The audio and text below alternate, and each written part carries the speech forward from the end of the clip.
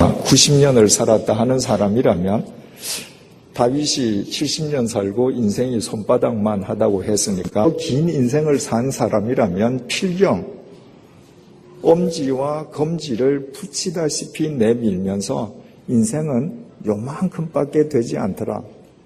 이렇게 고백할 것입니다. 인생은 오래 살수록 짧게 느껴집니다. 인생은 오래 살수록 그 속도가 더 빨라집니다. 그래서 70년을 산 다윗이 자기 평생은 태파의 손바닥밖에 되지 않았다고 고백합니다. 5절을 다시 보시겠습니다. 주께서 나의 날을 한 뼘 길이만큼 되게 하시매 나의 일생이 주 앞에는 없는 것 같사오니 70년을 살았는데 그 70년 인생이 겨우 손바닥밖에 되지 않는데 그마저도 하나님 앞에서는 없는 것과 같더라는 겁니다. 여러분, 하나님께서는 영원하신 하나님이시지 않습니까? 그 영원하신 하나님 앞에 70년을 손바닥을 있는 것이라고 말할 수 있겠습니까? 다윗은 없는 것과 같다는 거예요. 여러분, 1000년 전 조상을 알고 계십니까? 나는 김해김씨다. 나는 전주이시다. 나는 경주김씨다. 사람들이 자기 성씨, 본을 이야기합니다. 저는 전주이갑니다. 그러나 1000년 전에 제 조상 알지 못합니다. 1000년은 고사하고 100년 전에 제 선조의 얼굴도 알지 못합니다. 마찬가지로 100년 후에 제 후손들도 저를 알지 못할 것입니다. 하나님 앞에서 우리의 존재는 없는 것과 같습니다. 여러분들이 밴쿠버에 이민 오시기 전에 이 땅에 오래도록 원주민들이 살지 않았습니까? 다 어디 갔습니까?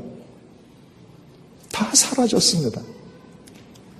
그들이 어떻게 살았는지, 한 사람 한 사람이 개별적으로 어떤 인격적인 삶을 살았는지 여러분들 아십니까? 모릅니다. 뭉뚱그려서 알 뿐입니다. 그 개개인의 삶은 다 사라졌기 때문입니다. 여러분도 예외가 아닙니다. 여러분의 인생도 손바닥만 할 뿐일 것이고 그 손바닥만한 인생도 하나님 앞에서는 없는 것과 똑같습니다. 5절을 다시 보시겠습니다. 주께서 나의 날을 한 뼘 길이만큼 되게 하시매 나의 일생이 주 앞에는 없는 것 같사오니 사람은 그가 든든히 서 있을 때에도 진실로 모두가 허사뿐이니이다 셀라. 우리말로 든든히 서 있다라고 번역되어 있는 히브리어 나차브는 최전성기를 의미합니다. 인간은 손바닥 정도뿐인데 그 손바닥 길이만한 인생에서 각자 우리 최전성기가 있을 수 있지 않습니까? 그러나 그 인생의 최전성기조차도 하나님 앞에서는 허사일 뿐이라는 것입니다. 허사라고 하는 것은 히브리 말로 헤벨, 숨결입니다. 내가 지금 숨을 내뿜었는데 어디 갔습니까? 순식간에 사라졌습니다. 얼마나 공허합니까? 얼마나 허무합니까? 여러분, 대헬라 제국이 어디 갔습니까? 전성시대의 바빌로니아 제국이 어디에 갔습니까? 2000년 전에 예수님을 못 박아 죽였던 최전성기의 로마 제국이 어디 갔습니까? 폐허 속에 사가져 내린 돌멩이 몇 개 속에 최전성기라 할지라도 허사일 뿐이라는 것을 웅변해 주면서 허무하게 남아 있습니다. 여러분이 지금 인생의 전성기 속에 정점 위에 서 있다 할지라도 그거 사라집니다. 허사입니다. 내가 숨 한 번 내쉬면 그거 사라지듯이 하나님 앞에서는 헤벨, 허사인 것입니다. 6절을 보시겠습니다. 진실로 각 사람은 그림자처럼 다니고, 모든 사람들이 그림자처럼 다닌다는 거예요. 히브리 말로 첼렘이라고 하는 것은 환영이라는 말입니다. 그림자는 허상이죠. 실체가 없는 것입니다. 환영, 있는 것 같은데 없는 것입니다. 길거리에 다니는 모든 사람들이 실은 환영, 그림자에 불과하다는 것입니다. 무슨 의미겠습니까? 여러분들이 지금 살고 계시는 이 밴쿠버 광역 지역까지 다 합치면 인구가 200만 명이 넘는다 그래요? 여러분들께서 이민 오신 지가 몇 년이 되든 상관없이 200만 명이 사는 이 밴쿠버 광역 도시에서 여러분들 몇 명을 알고 살아갑니까? 200만 명 가운데에 10%를 알고 인격적인 관계를 맺어간다면 20만 명입니다. 그런 분 안 계시죠? 2만 명과 인격적인 관계를 맺고 살아간다면 1%하고 지금 관계를 맺는 것인데 그런 분도 안 계시죠? 2,000명이면 0.1%. 200만 명 가운데에 200명과 내가 인격적인 관계를 맺고 그분들의 삶을 속속들이 알고 살아간다면 그 대단한 분이죠. 그래봐야 0.01%입니다. 200만 명이 사는 이 대도시 밴쿠버에서 내가 관계를 맺고 살아가는 0.01%를 제외하면 나머지 99.99%는 여러분들에게 그림자 같은 존재. 여러분들이 길거리를 걸어가시는데 나머지 99.9%가 걸어가든 걸어가지 않든 여러분들에게는 첼렘, 환영입니다. 여러분들이 자동차를 몰고 가시는데 나머지 99.9%가 무슨 차를 타고 가든 그들은 여러분에게 첼렘인 것입니다. 똑같은 논리로 그들에게 여러분도 첼렘인 것입니다. 여러분이 이 밴쿠버에 산다고 해서 나머지 99.9%는 여러분의 존재를 인식조차 하지 않습니다. 여러분이 아무리 바쁘게 길거리를 돌아다녀도 자동차를 타고 아무리 먼 거리를 누비고 다녀도 99.99%에게 여러분들은 그림자 같은 존재입니다. 오늘 밤에 여러분이 심장마비로 숨이 멎는 순간을 당한다 할지라도 99.99%는 아무 관심 없는 겁니다. 왜? 그들에게 여러분은 없는 그림자이기 때문에. 그게 인생입니다. 6절을 다시 보시겠습니다. 진실로 각 사람은 그림자같이 다니고 헛된 일로 소란하며, 여기 헛된 일은 아까 말씀드린 헤벨, 숨, 한번 내쉬었는데 사라지는 숨, 이 공허한 이 헛된 일로 사람들이 소란하게 살아간다는 것입니다. 히브리어 동사 하마라고 하는 것은 어르렁거리는 거예요. 서로 멱살을 잡고 싸우듯이 어르렁거리면서 살아가는 것을 묘사하는 동사가 하마입니다. 영원한 것, 진리를 위해서 사람들이 하마, 어르렁거리지 않습니다. 여러분 오늘 금요일 날 오늘도 어르렁거리면서 사셨습니까? 밴쿠버에 이민 오셔서 그동안에 어르렁거리면서 사셨습니까? 그래서 결과가 어떻습니까? 한국에 사실 때보다 재산을 좀 더 모으셨습니까? 중요한 사실은 그 재산이 어느 날 느닷없이 여러분의 코끝에서 호흡이 멎을 때 여러분을 책임져 주느냐 하는 것입니다. 우리나라 현대 건세사를 통틀어서 박정희 대통령만큼 절대 권력을 휘둘렀던 통치자는 없을 것입니다. 박정희 대통령에 비한다면 지금 대통령들은 조롱거리가 되는 경우가 많지 않습니까? 그분은 그 권력을 유지하기 위해서 얼마나 애쓰셨습니까? 그 절대 권력을 지니시고 72세에 돌아가셨습니다.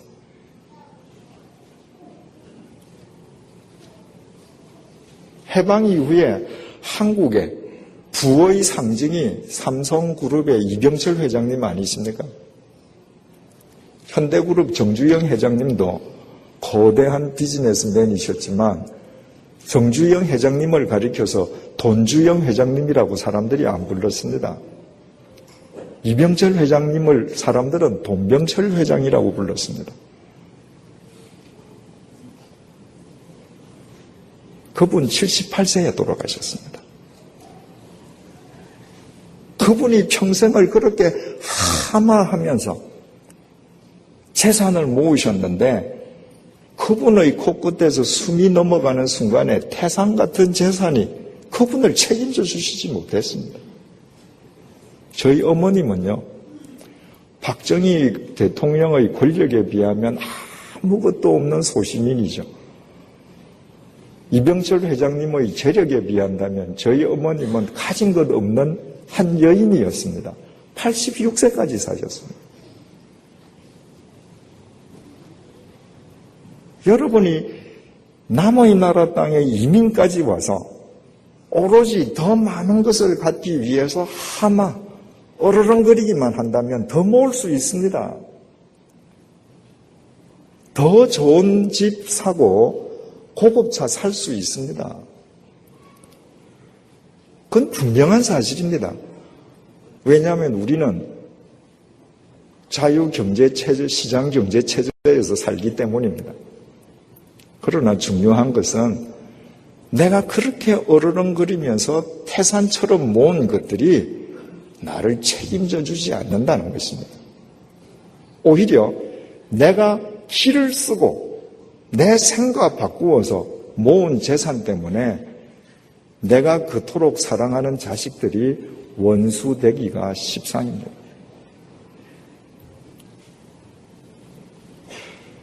부모 재산 놓고 안 다투는 자식들이 있습니까?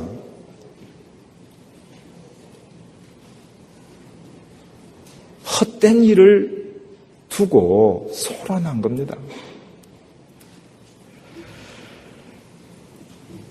6절 다시 읽겠습니다. 진실로 각 사람은 그림자같이 다니고 헛된 일로 소란하며 재물을 쌓으나 누가 거둘는지 알지 못하나이다. 어르렁거리면서 분명히 살면 재산 모을 수 있습니다. 태산처럼 모을 수 있습니다. 중요한 사실은 세월이 흐른 뒤에 그 재산이 누구 재산이 될는지 모른다는 거예요. 여러분, 우리가 정말 좋아하던 미국 가수 중에 휘트니 휴스턴이라는 여가수가 있지 않습니까? 그가 노래를 부르면 머리끝이 돋는 것 같은 전율적인 감동을 사람들이 받았습니다. 사람들은 그의 목소리를 가리켜서 하나님이 내린 천상의 목소리라고 그랬습니다. 그 휘트니 휴스턴이 남편을 잘못 만나서 인생이 망가지지 않았습니까? 목소리도 잃었습니다. 재기하려고 하다가 실패했습니다. 3년 전에 약물 중독인 상태로 비버리 힐즈 호텔 욕탕에서 욕조안 물 속에서 죽었죠. 그때 남긴 재산이 2천만 불, 220억 원이었습니다. 그 재산이 당시 18살짜리 딸이던 바비 크리스티나에게 상속이 되었습니다. 만약에 휘트니 휴스턴이 결혼을 해서 가정이 망가지고 인생이 망가지지 않았다면 더 큰 유산을 남겼겠죠. 그러나 18살짜리 어린 소녀에게 220억 원이라면 천문학적인 돈입니다. 뉴스 보도를 통해서 잘 아시겠습니다만은 그 바비 크리스티나가 지난 1월 31일 날 3년 전에 어머니 모습과 똑같은 모습으로 약물 중독으로 욕조 안에서 의식불명이 되어서 지금도 의식불명이에요. 중요한 사실은 지금 21살 된 의식불명된 바비 크리스티나의 2천만 불 재산을 두고 바비 크리스티나하고 동거하던 딕 고든, 바비 크리스티나의 아버지, 그러니까 휘트니 휴스턴하고 이혼한 남자죠. 휘트니 휴스턴을 망가뜨린 남자죠. 바비 브라운. 둘이서 이 크리스티나가 상속받은 2천만 불이 서로 자기 거라고 싸움을 벌였습니다. 몇 주 전에 보도에 의하면 그 싸움에 바비 크리스티나의 외할머니가 개입했습니다. 휘트니 휴스턴의 친어머니죠. 휘트니 휴스턴이 남긴 2천만 불을 놓고 세 사람이 싸웁니다. 여러분 한번 생각을 해보십시오. 휘트니 휴스턴이 자기가 그렇게 세상을 떠난 뒤에 남긴 재산을 자기 딸이 같이 제대로 사용하지도 못하고 그 동거남과 자기가 이혼한 남편과 자기 친정어머니 세 사람이 놓고 처절하게 싸우고 공개적으로 망신당하리라고 예상했더라면 휘트니 휴스턴은 아마 그 돈 양로원이나 고아원에 기부했을 겁니다. 1884년에 미국에서 다우존스 산업지수가 시작될 때에 포함되었던 30개 기업 가운데에서 130년이 지난 오늘날까지 남아있는 기업은 제너럴 일렉트릭 하나밖에 없습니다. 나머지 29개, 당시에 미국의 30대 기업에 들어갔지만 그 재산들 다 남게 됐습니다.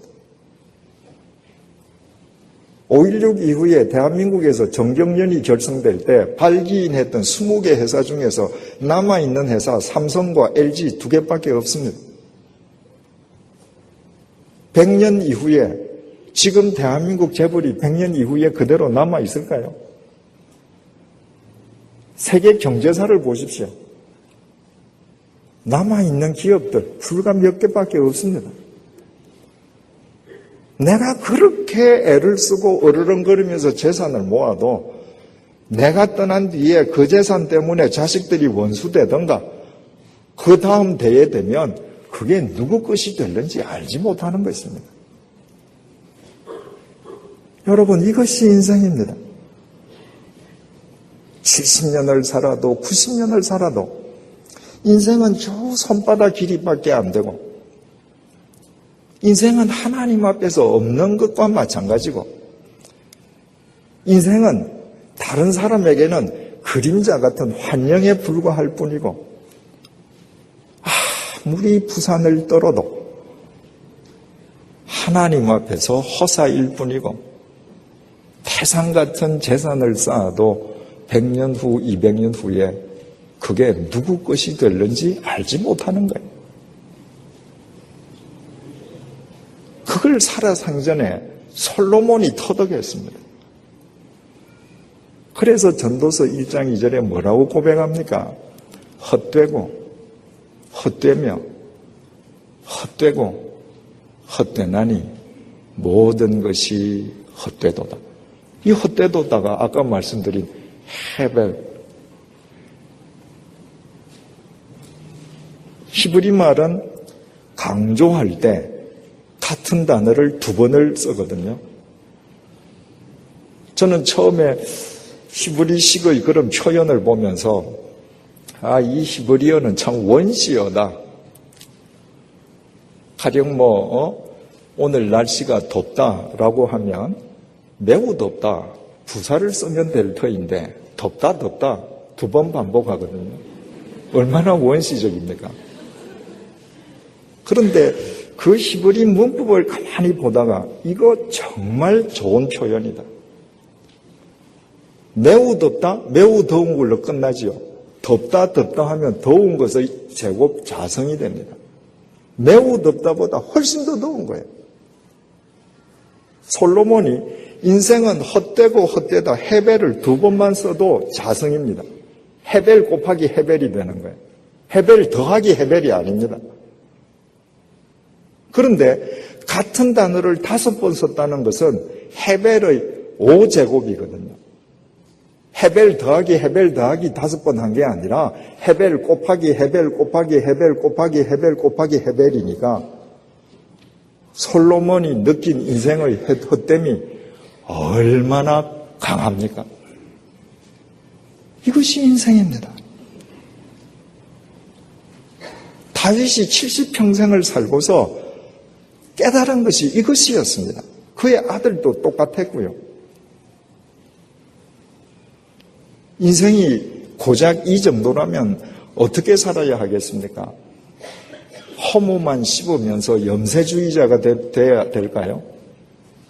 세상에서 도피해야 될까요? 아닙니다. 다윗이 시편 39편 7절 방금 읽어드린 6절 그 다음 절을 통해서 이렇게 고백합니다. 주여, 이제 내가 무엇을 바라리요? 나의 소망은 주께 있나이다. 인생 자체를 목표로 삼으면 헤벨, 허사로 끝난다는 것입니다. 그렇기 때문에 나의 모든 소망을 주님께만 두겠다는 것입니다. 우리가 인생의 실체를 깨달았다면 우리의 모든 소망을 주님께 두는 주님의 사람으로 살아가야 합니다. 많은 사람들이 주님을 나의 주님으로 모셨다고 고백합니다. 주님을 나의 주님으로 모시는 것도 중요합니다.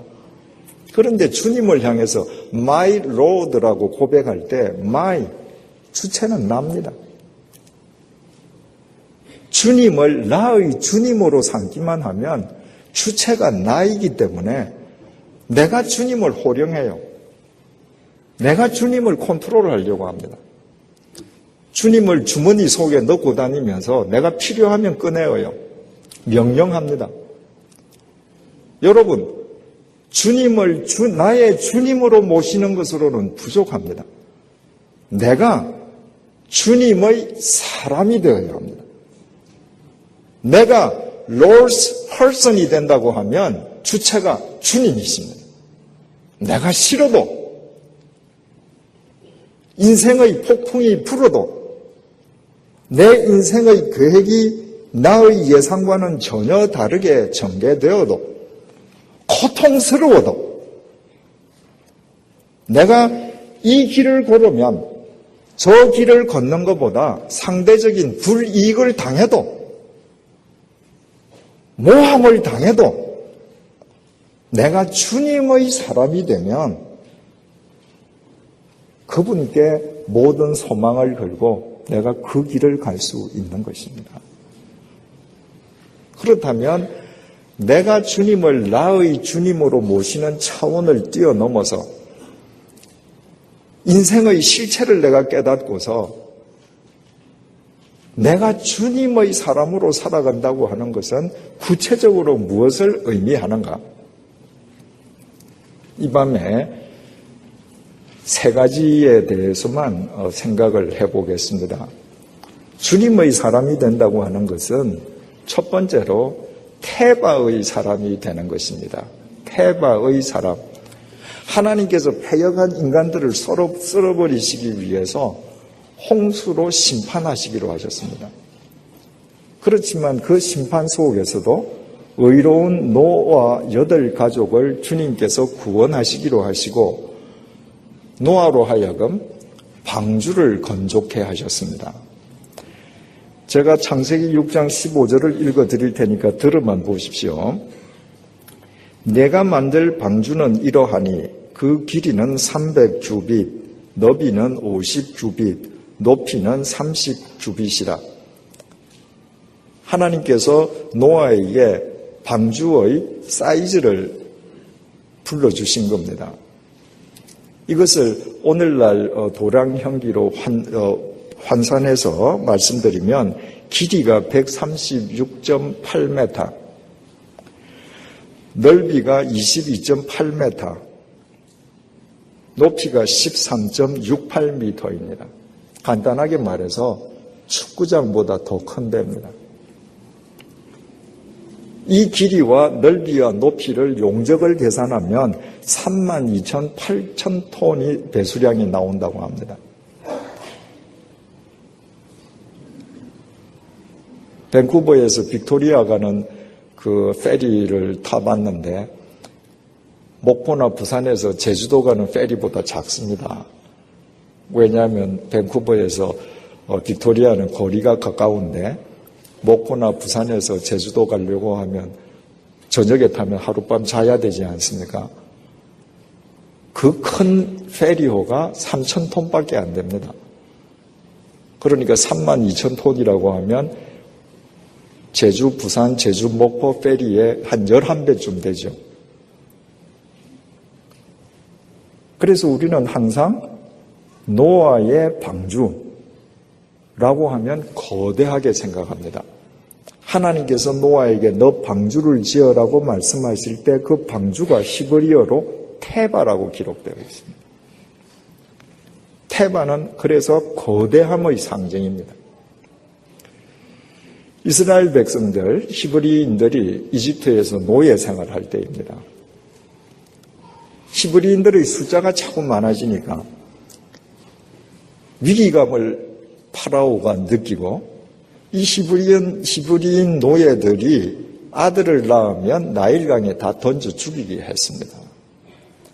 아므람과 요게벳이라는 젊은 부부가 아들을 낳았습니다. 그들은 파라오의 명령을 어기고 3개월 동안 집에서 숨겨서 키웠습니다. 더 이상 숨길 수가 없거든요. 그래서 출애굽기 2장 3절이 이렇게 증언합니다. 들어보십시오. 더 숨길 수 없게 되매 그를 위하여 갈대 상자를 가져다가 엽청과 나무 진을 칠하고 아기를 거기 담아 나일 강과 갈대 사이에 두고 그 아기의 부모가 갈대로 상자를 만들었습니다. 그리고 그 갈대 상자 안에 엽청으로 방수 처리를 하고 이 아이를 갈대 상자에 두고 나일강에 띄운 거죠. 성경에 이 갈대 상자가 테바라고 기록되어 있습니다. 노아 방주 테바하고 똑같은 테바입니다. 이해가 안 되죠? 하나는 축구장보다 더 큰 방주가 테바라면 이 조그만 석 달 된 아이를 집어넣는 갈대 상자는 조금 큰 도시락 정도에 불과하지 않습니까? 어떻게 그것이 테바가 될 수 있습니까? 하나님이 말씀하신 테바의 특징, 핵심은 크기에 있는 것이 아니라 무동력이라는 데 있기 때문입니다. 방주에도 동력장치가 없습니다. 갈대상자, 모세의 갈대상자에도 동력장치가 없었습니다. 제어 시스템 물론 없습니다. 노아 방주 브레이크 없습니다. 닷도 없습니다. 갈대상자 브레이크 없습니다. 노아 방주와 모세의 갈대상자 특징은 뭐냐? 방향, 속도, 멈춤, 철저하게 하나님께 맡긴다는 것입니다. 그래서 그 노아가 탔던 태바가 하나님에 의한 구원의 태바가 될 수 있었고, 3달 된 모세를 넣은 그 볼품없는 조그마한 갈대 태바도 하나님에 의해서 구원받는 태바가 될 수 있는 것입니다. 우리가 주님의 사람으로 살아간다고 하면 첫 번째 조건이 태바의 사람이 되는 것입니다. 어떤 상황 속에서든 내 인생의 방향, 속도, 멈춤을 철저하게 하나님께 맡기는 것입니다.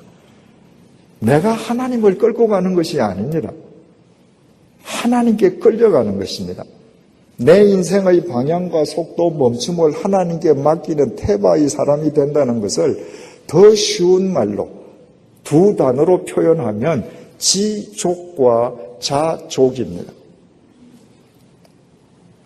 지금 내게 주어진 상황이 족함을 아는 것입니다. 지족. 내 하나님은 무능력하셔서가 아니라 내 하나님은 전지전능하시지만 지금 내게 인생의 가시덤불을 주셨다면, 눈물의 웅덩이를 주셨다면 그 웅덩이와 가시덤불이 내 인생에서 반드시 필요하기 때문에 그 속에서만 내가 가다듬어질 수 있기 때문에 주님께서 주셨음을 알고 지족하는 것입니다. 그리고 그 속에서 자족하는 삶을 사는 것입니다. 그리스도인의 모든 문제가 어디에서 생기는가? 족한 줄 모르는 데 있습니다. 그래서 자족의 삶을 살지 못합니다. 옛날에 비해서 우리나라가 얼마나 잘 삽니까? 저는 1949년도생입니다. 부잣집 아들로 태어났습니다만은 6.25 사변 이후에 물자가 없어서 기운 양말 신고 다녔습니다. 요즘 아이들 한국에서 기운 양말 신고 다니는 아이들 있습니까? 그러나 행복지수 선진국에서 제일 낮습니다. 교회가 지족과 자족을 안 가르쳤기 때문입니다. 교회에 가서 사람들이 태바의 사람이 되고 지족과 자족의 사람이 되어야 되는데 욕망을 부추깁니다.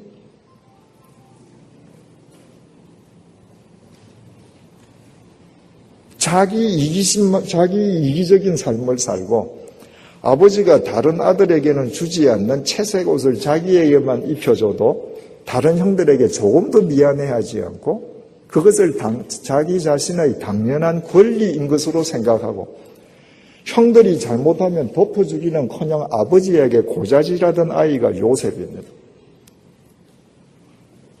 그 요셉이 어느 날 아버지에게 명령을 받죠.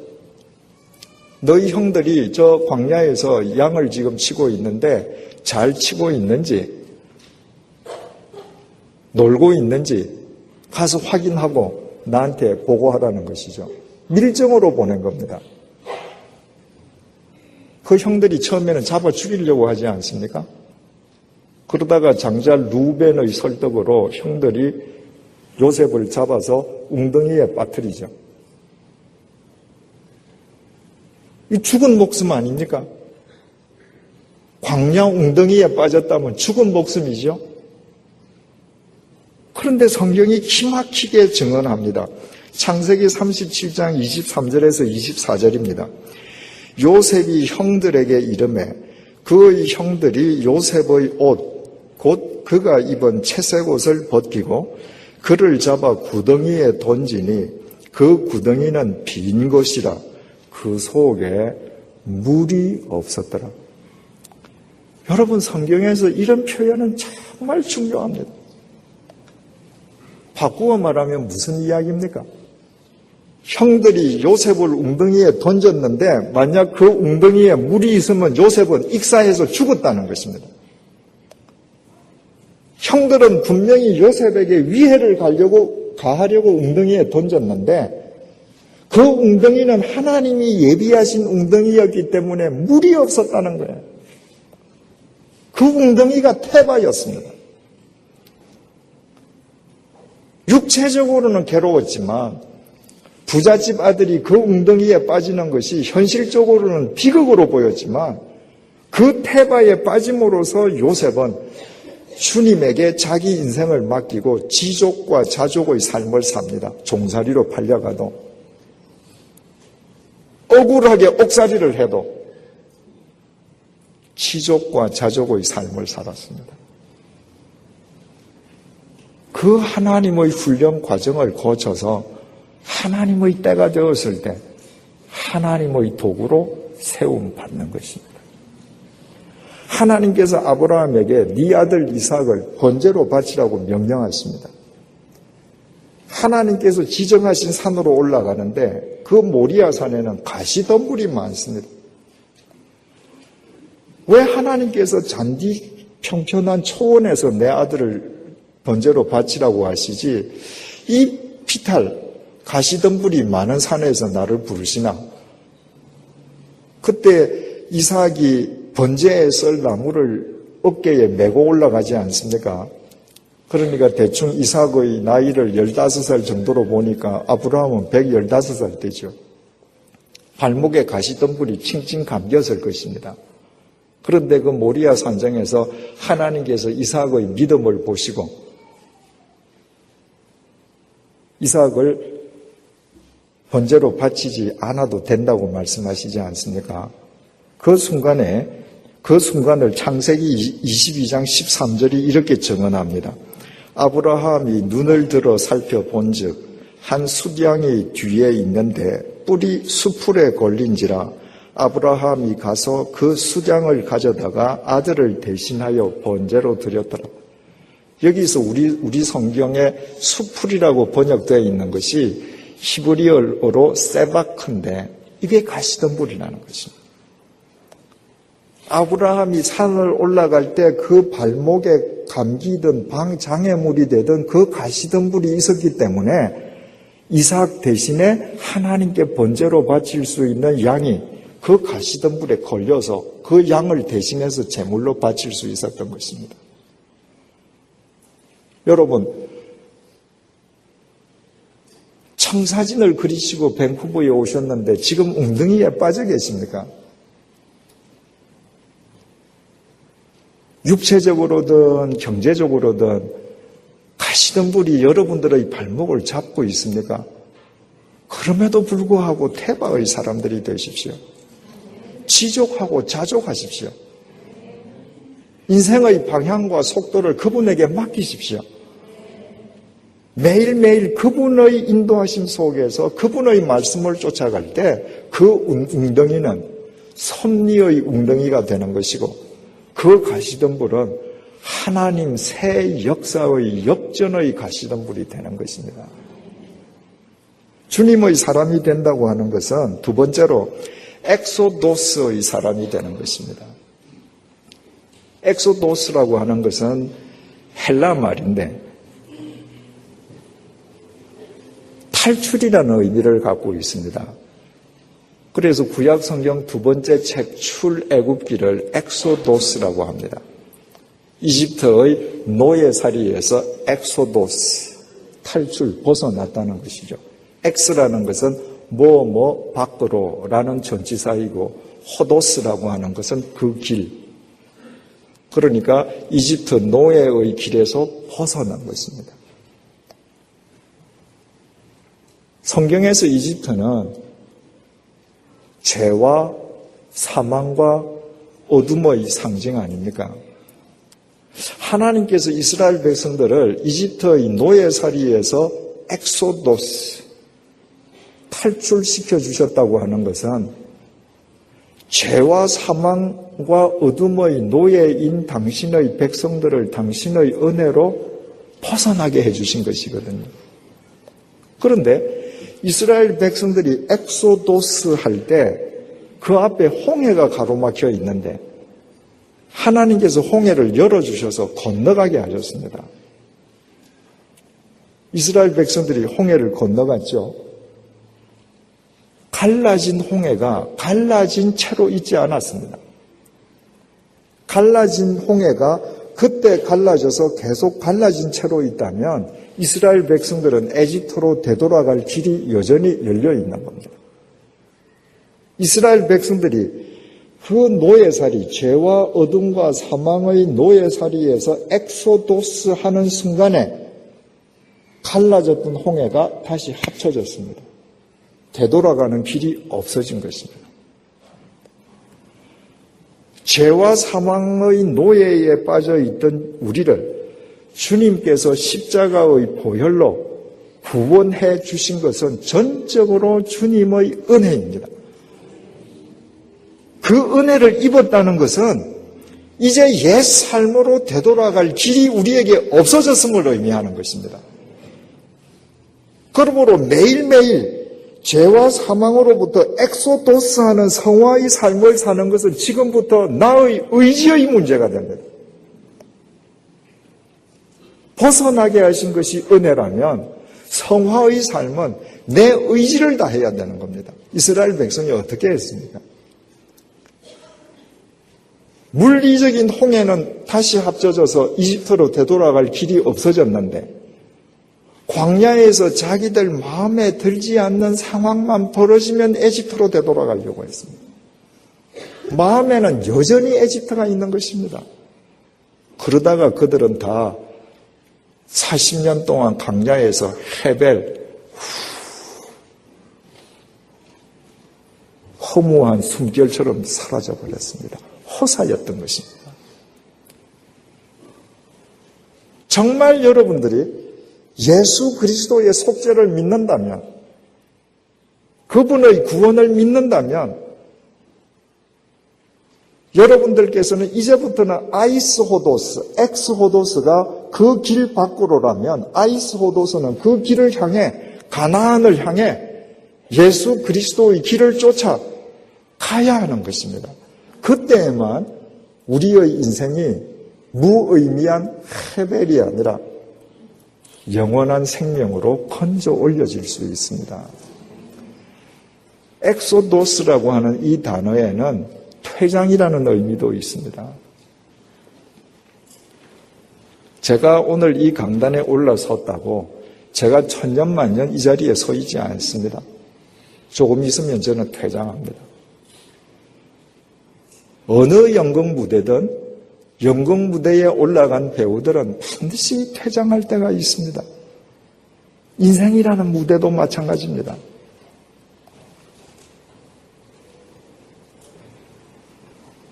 여러분들 오늘도 오시면서 우리 여교우님들 화장하고 오셨죠? 밤에 화장을 지웁니다. 무슨 의미입니까? 하루가 끝난 겁니다. 하루가 지속되면 그냥 화장 그대로 두는 거죠. 여러분, 인생의 화장을 지울 때가 반드시 옵니다. 여러분이 무엇으로 치장하고 화장했던 그거 다 소용없습니다. 지워야 합니다. 여러분이 살아가면서 인생의 스포트라이트를 받을 때가 있습니다. 그거 꺼집니다. 한순간에 꺼집니다. 가장 어리석은 인간이 자기 인생이 천년 만년 지속되리라고 착각하는 사람입니다. 내 인생의 무대에서 언젠가는 조명이 아웃되고 내가 화장을 지우고 카텐이 내려온다는 사실을 알 때에만 매 순간을 최선을 다해서 살아갈 수 있습니다. 얼마나 많은 사람들이 인생을 허비합니까? 자기를 살리지 못할 것을 위해 내가 퇴장할 때가 있다는 것을 아는 사람만 의미 있는 삶을 위해서 최선을 다하게 되는 것입니다. 여러분, 오늘은 어제 죽은 사람이 그토록 살기를 열망했던 내일입니다. 그렇게 중요한 우리는 순간순간을 맞습니다. 제가 워싱턴에 갔을 때 지금 미국 버지니아 감리회 감독이신 조영진 감독이 아침을 먹으면서 이렇게 기도했습니다. 하나님, 오늘도 평생 처음 맞는 날을 주셔서 감사합니다. 여러분, 우리가 퇴장할 날이 있다는 것을 알면 매일매일 하루는 매일 처음 맞는 소중한 날입니다. 어떻게 무의미하게 허비하겠습니까? 엑소도스에는 또 다른 의미가 있습니다. 이 땅에 오셨던 예수님께서 공생애를 매듭 지으실 때 당신이 사랑하시는 제자 베드로, 요한, 야고보를 데리고 변화산으로 올라가시지 않습니까? 거기에서 예수님의 용모와 옷이 눈부시게 변화되죠. 그리고 하늘에서 모세와 엘리야가 내려와서 예수님과 대화를 나눕니다. 그 모습이 얼마나 황홀했던지 베드로가 주님 여기 초가삼간 3칸 짓고 내려가지 말고 여기서 살자고 그러지 않습니까? 신선노름하자는 거죠. 중요한 것은 그때 하늘에서 내려온 모세와 엘리야와 주님께서 나눈 대화의 내용이 뭐냐는 것입니다. 누가복음 9장 29절에서 31절을 읽어드리겠습니다. 기도하실 때에 용모가 변화되고 그 옷이 휘어져 광채가 나더라. 문득 두 사람이 예수와 함께 말하니 이는 모세와 엘리야라. 영광 중에 나타나서 장차 예수께서 예루살렘에서 별세하실 것을 말할세. 모세와 엘리야가 내려와서 예수님과 대화를 나눈 그 핵심 내용이 예수님의 죽음이었다는 겁니다. 이 죽음이 신약 성경의 헬라어 원전에 엑소도스라고 기록되어 있습니다. 엑소도스는 탈출, 퇴장, 그 다음에 죽음이라는 의미가 있습니다. 예수님께서 그 모세와 엘리야와 더불어서 당신의 죽음을 이야기하셨다. 그런데 왜 제자들의 대표격인 베드로와 야고보와 요한을 데리시고 가서 그 현장에서 모세와 엘리야를 하늘에서 내려오게 하셔서 왜 당신의 죽음을 얘기하셨는가? 제자들에게 주시는 메시지가 뭡니까? 내가 십자가에서 죽지만 죽음이 끝이 아니라는 거예요. 죽음은 모세와 엘리야가 내려온 저 하나님 나라를 향한 관문이라는 걸 지금 보여주는 겁니다. 제자들은 나중에 깨달았죠. 우리가 주님의 사람이 되기 위해서 엑소도스의 사람이 되어야 한다는 것은 죽음은 결코 인생의 끝이 아니다. 죽음은 피할 일이 아니다. 죽음은 주님 계신 그 나라를 향한 첫걸음이다.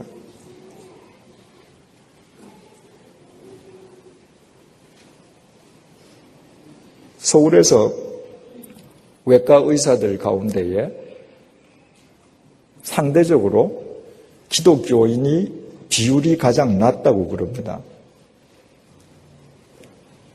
이유는요, 참 부끄럽죠. 자신이 수술한 암 환자나 중 환자 가운데에서 예수 믿는 사람일수록 안 죽으려고 한다는 거예요.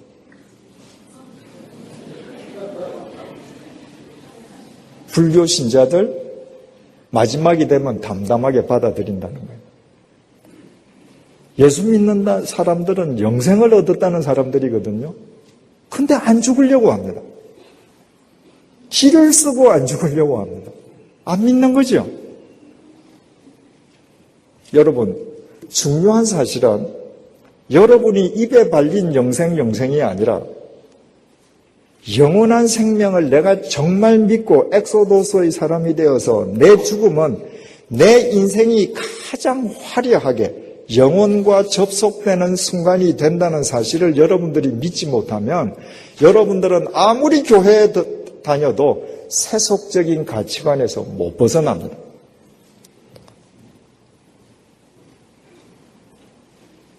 죽음을 통해서 저 나라에 이른다는 것을 내가 알 때에만 용기 있게 세상 속에서 내가 끊을 거 끊을 수 있습니다. 포기할 거 포기할 수 있습니다. 그 믿음 없었으면 사도 바울 참수형 당하겠습니까? 여러분들 사도 바울 존경하죠? 그런데 사도 바울처럼 참수형을 당해야 되는 상황이 오면 여러분들 다 피할 겁니다. 왜? 여러분들은 하나님 나라를 진짜 안 믿기 때문에. 바울은 그거 믿은 겁니다. 그리고 그의 목은 2000년 전에 잘렸지만 그는 지금도 우리 가운데 영원히 살아 있습니다. 주님의 사람이 된다는 것은 엑소도스의 사람이 되는 것입니다. 마지막으로 주님의 사람이 된다는 것은 에네의 사람이 되는 것입니다. 시편 19편 8절을 읽어드리겠습니다. 여호와의 교훈은 정직하여 마음을 기쁘게 하고 여호와의 계명은 순결하여 눈을 밝게 하시도다. 하나님의 말씀이 인간의 눈을 밝게 한다는 겁니다. 이거는 저처럼 노안이 온 사람의 시력을 좋게 해준다는 것이 아니라 이 세상을 바로 보는 눈을 갖게 해준다는 것입니다. 그런데 여기에 이 눈이라는 것이 히브리 원전에 에네라고 기록이 되어 있습니다. 에네는 우리나라 말로 정확하게 번역하면 눈들입니다. 히브리 말로 단수 눈은 아인입니다. 헬라 말과 히브리 말은 단수, 복수를 반드시 구별합니다. 영어도 마찬가지입니다. 우리나라는 단수, 복수를 구별하지 않습니다. 그래서 눈이라고 이야기할 때 단수로 눈만 이야기합니다.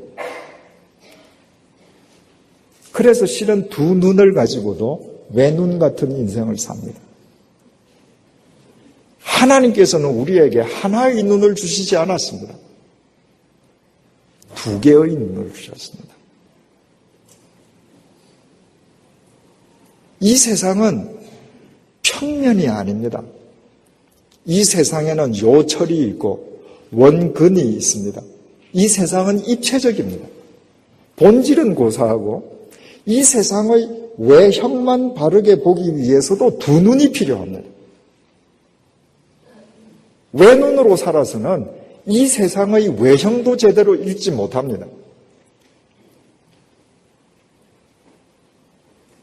하나님의 말씀 속에서 하나님이 주신 두 눈, 에네의 사람으로 살아가는 사람이 인간 세계의 문화, 정신 세계를 발전시켜 나갑니다.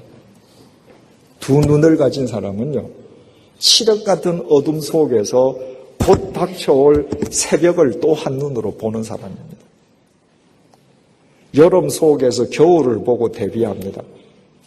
폭풍 속에서 정적을, 정적 속에서 폭풍을, 난무하는 정의의 구호 속에서 불의를, 모함 속에서 진실을, 두 눈을 봅니다. 그래서 두 눈을 가진 사람만 사물의 외형이 아니라 본질을 꿰뚫어 보면서 인간의 정신세계를 고양시켜 줄 수 있는 것입니다. 두 눈을 가진 사람만 인생의 문명을 발전시킬 수 있습니다. 아무것도 없으면 두 눈을 가져도 외눈 기능만 가진 사람은 없는 것만 보죠. 그러나 두 눈을 가진 사람들은 아무것도 없는 것 속에서 있음을 봅니다. 그런 사람들이 세상의 문명을 발전시킵니다. 유럽에서 제일 높은 산이 알프스산 몽블랑입니다. 4,807m입니다. 그 몽블랑 그 봉우리 바로 밑에 에그리드 미디라고 하는 봉우리가 있는데 그 봉우리 높이는 3,842m입니다. 백두산보다 1km가 더 높죠. 샤모니 마을에서 그 애기들이 3,842m 그 높은 데까지 케이블카가 설치되어 있습니다. 그 케이블카를 설치하려고 제일 먼저 안을 내었던 때가 언젠가 1905년입니다. 공사를 시작했다가 1차 세계대전 때문에 1911년도에 중단되었습니다. 1940년도에 신공법으로 다시 공사가 시작되었는데 2차 대전으로 또 중단되었습니다. 1949년도에 공사가 다시 시작되어서 1955년도에 완공되었습니다. 여러분, 1905년이면 지금부터 110년 전입니다. 저는 그 앞에 섰을 때에 한없이 부러웠습니다. 여러분 생각해 보십시오. 알프스 몽블랑이 있습니다. 아무것도 없이 눈 덮인 산만 있습니다. 지금부터 110년 전에 프랑스의 한 젊은이가 아무것도 없는 이 하얀 이 설산에 케이블카를 설치하면 나처럼 젊은 사람뿐만 아니라 노약자들도 장애인들도 하나님이 창조하신 이 설산 위에 올라가서 이 장관을 구경할 수 있겠구나. 110년 전에 그 이야기할 때 아무도 미친놈이라고 안 했습니다.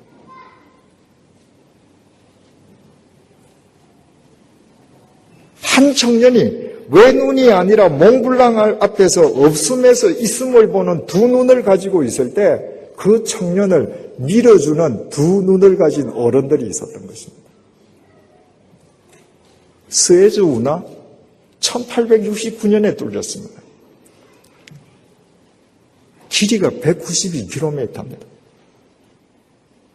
한번 생각해 보십시오. 150년 전에 이 육지를 뚫어서 대서양과 홍해를 연결시키면 유럽에 있는 배가 아프리카 희망봉을 돌지 않고 6,400km를 단축해서 아시아로 갈 수 있다. 150년 전에 땅을 뚫어서 바다를 연결시키자 하면 미친놈 이래야 되지 않겠습니까? 두 눈을 가진 사람들이 그 청년들의 안을 도왔습니다. 교회는 두 눈을 지닌 청년들을 길러야 하고 그 청년들을 밀어줘야 합니다. 그런 청년들이 세상을 바꿉니다. 하나님의 말씀은 하나님이 창조해 주신 두 눈의 기능을 확보해 주기 때문입니다. 두 눈을 가진 청년을 교회가 외눈박이로 만들면 안 됩니다. 에네의 사람, 두 눈을 가진 사람만이 역사의 미래를 대비할 수 있습니다. 카나다보다 미국이 100년 더 빨리 독립했지요. 1776년에 독립했습니다. 독립할 때 미국은 미국 동부 지역에 국한된 미국입니다. 독립하고 72년 만에 캘리포니아까지 미국 땅이 되었습니다. 동부에서 서부까지 5,000km가 한 국가가 된 것입니다. 121년이 1776년에 독립한 지 121년이 지난 1897년에 본토에서 3,500km 떨어져 있는 하와이가 미국 땅이 됐습니다. 동부에서 하와이까지 8,500km입니다. 여러분, 미국 동부에 국한된 미국과 대서양과 태평양을 잇고 태평양 한가운데를 미국으로 삼은 미국과 비교가 됩니까? 일본이 아이누족이 살던 홋카이도를 1869년에 일본 땅으로 편입했습니다. 1897년에 450년 동안 존속하던 유쿠 왕국, 오키나와를 중심으로 한 수십 개의 섬나라로 이루어진 유쿠 왕국을 합병을 했습니다.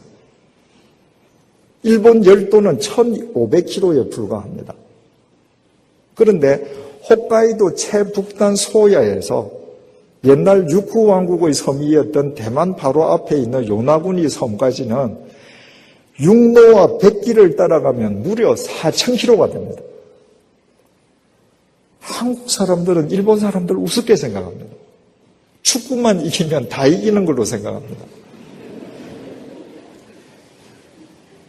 여러분, 국토가 8000km가 되는 나라 사람이 생각하는 것, 카나다도 5000km 되지 않겠습니까? 바닷길을 연결해서 4000km가 되는 나라의 사고방식, 서울, 부산 400km가 되는 땅덩어리에서 사는 사람 사고가 다르죠. 제가 이 말씀을 드리는 것은 그러므로 우리 청년들을 길러서 옛날 제국주의 시대처럼 우리도 나가서 남의 땅 정복하자 그 얘기가 아닙니다. 역사에 두 눈을 갖고 땅을 그렇게 넓히던 그 시대에 우리 선조들은 조선 땅에서 불의를 몰아내고 정의를 구현하는 바른 나라를 구현하려고 노력하지 않았습니다. 그 결과 나라를 36년 동안 뺏겼습니다. 오늘날 정부가 청년들에게 두 눈을 심어주지 못합니다. 특히 해외에 있는 우리 한인교회들이 해외에 있는 한인 학생들에게 이 세계가 얼마나 넓은지 두 눈을 심어주지 않으면, 한국의 청년들이 두 눈을 갖지 않으면 지금 한반도를 중심으로 중국, 러시아, 일본, 미국은 100년 전과 같이 움직이지 않습니까? 여러분이 떠나온 조국이 지켜지겠습니까? 더 중요한 사실은 두 눈을 가진 사람만 주님의 사람이 될 수 있다는 것입니다. 베드로가 주님께서 지금 당신의 죽음, 엑소도스를 얘기하시면서 모세와 엘리야가 내려오게끔 해서 그들에게 하늘나라, 죽음은, 십자가의 죽음은 절대 끝이 아니다. 하나님 나라를 향한 관문이다. 이걸 시청각으로 보여주시는데 베드로는 변화산 산정에서 예수님의 모양이 신비롭게 변화된 것만 보는 외눈만 갖고 있었어요. 그래서 내려가지 말고 천년만년 살라는 것입니다. 예수님께서 제자들에게 분명히 이렇게 말씀하셨거든요. 인자가 예루살렘에 올라가면 대제사장들과 장로들에게 고난을 받고 십자가에 못 박아 죽지만 사흘째 되는 날 살아나리라. 제자들은 뒷말 안 들었습니다. 예수님이 죽는다는 죽음에만 외눈이 바뀌었습니다. 그래서 베드로가 예수님 꾸짖잖아요. 그런 말 하지 말라고. 그러니까 예수님께서 사탄아 물러가라. 우리가 하나님을 믿는다고 하면서도 두 눈으로 살아가지 않으면 하나님의 뜻을 거스르는 사탄이 될 수 있는 것입니다. 롯이 아브라함을 따라갔는데 두 집안의 가축대가 많아져서 함께 한 장소에 있을 수가 없게 되었습니다. 그 땅은 분명히 하나님께서 아브라함에게 주신 땅임에도 불구하고 아브라함이 조카 롯에게 선택권을 먼저 행사하게 하시지 않습니까? 네가 좌하면 내가 우하고 네가 오른쪽 택하면 내가 남은 왼쪽 택할게. 창세기가 뭐라고 증언합니까? 롯이 보니 소돔과 고모라가 에덴 동산 같았더라. 에덴, 소돔, 고모라처럼 인간의 욕정을 위해서 살면 한눈으로 보면 또 한눈으로 저건 반드시 패망이다. 두 눈이 있어야 되는데 롯은 외눈이었습니다. 멋지거든요. 화려하거든요. 그리로 갔다가 패가 망신했습니다. 다소 바울의 고향이 다소 아닙니까? 다소를 찾아가면 소위 바울의 생가라는 유적터가 있습니다. 제가 소위자를 붙이는 것은 그것이 바울이 진짜 태어난 집이 아니고 바울이 살던 시대의 집이 이런 구조였다. 그런데 거기에 이제 생가라고 지금 그 터키 사람들이 붙여놓은 것이죠. 제가 거기에 갔을 때에 눈물이 핑 돌았습니다. 그게 바울 생가냐 아니냐가 상관없었습니다. 2000년 전에 실제로 바울은 그 다소에서 태어났으니까요. 왜 제 눈에서 눈물이 핑 돌았는가? 바울의 음성이 들렸기 때문입니다. 우리가 주목하는 것은 눈에 보이는 것이 아니요 보이지 않는 것이니 보이는 것은 잠깐이요 보이지 않는 것은 영원함이니라. 바울 같은 학력에 바울 같은 그 경력에 당시 유대교 줄을 잡거나 로마 제국 줄을 잡으면 바울은 출세하는 겁니다. 일평생 부귀영화 누리는 겁니다. 그런데 바울에게는 두 눈이 있었습니다. 보이는 것을 보는 한 눈, 영혼을 보는 또 눈, 이 영혼 앞에서 보이는 모든 것은 사라진다. 그래서 그는 로마 제국 줄을 잡지 않았습니다. 여기 예배당이 보입니다. 훌륭한 예배당이죠. 이 예배당이 눈에 보인다는 것은 이미 쇠퇴 중에 있는 것입니다. 새 집을 지었습니다. 눈에 보이죠? 짓는 순간부터 그 집은 쇠퇴하는 겁니다. 눈에 보이는 건 다 사라집니다. 눈에 보이는 것만 보는 외눈을 가지면 여러분들은 평생 나의 주님이라고 고백하면서 주님을 핸들링하는 사람은 될 수 있을는지 모르지만 인생에 눈이 오나 비가 오나 폭풍이 몰아치나 주님의 사람으로 주님께 순종하고 지족하고 자족하는 주님의 사람으로 살아갈 수는 없습니다. 여러분, 인생은 가는 것입니다. 그 인생은 손바닥 길이에 지나지 않습니다. 여러분이 아무리 밴쿠버 거리를 활개치고 다녀도 99.99%에게 여러분은 그림자에 지나지 않습니다. 여러분이 아무리 부산을 떨어도 그거 헤벨, 허사일 뿐입니다. 태산같이 이곳에 쌓아도 100년 후에 누구 것이 될는지 모릅니다. 인생은 헛되고 헛되며 헛되고 헛되나니 모든 것이 헛됩니다. 우리 모두 주님께만 소망을 드리십시다. 우리 모두 테바의 사람, 엑소도스의 사람, 에네의 사람이 되십시다. 그때 우리가 아무리 보잘것없는 사람이라 할지라도 우리가 이 땅에서 아무리 미약하다 할지라도 영원하신 하나님의 섭리는 반드시 우리를 통해서 이 시대 역사 속에, 이 땅의 역사 속에 결실될 것입니다. 기도하시겠습니다. 주님께서는 죽기까지 하나님께 순종하신 테바의 주님이셨습니다. 주님께서는 엑소도스, 죽음을 두려워하시지 않으셨던 주님이셨습니다. 주님께서는 두 눈으로 십자가의 죽음과 부활을 동시에 보신 에네의 주님이셨습니다. 주님, 지금부터 주님을 나의 주님으로 삼을 뿐만 아니라 우리 모두 주님의 사람으로 살아가게 해 주십시오. 그리하여 한 뼘 길이밖에 되지 않는 우리의 인생이 지금부터 영원에 접속한 영원한 삶이 되게 해 주십시오. 예수님의 이름으로 기도드립니다.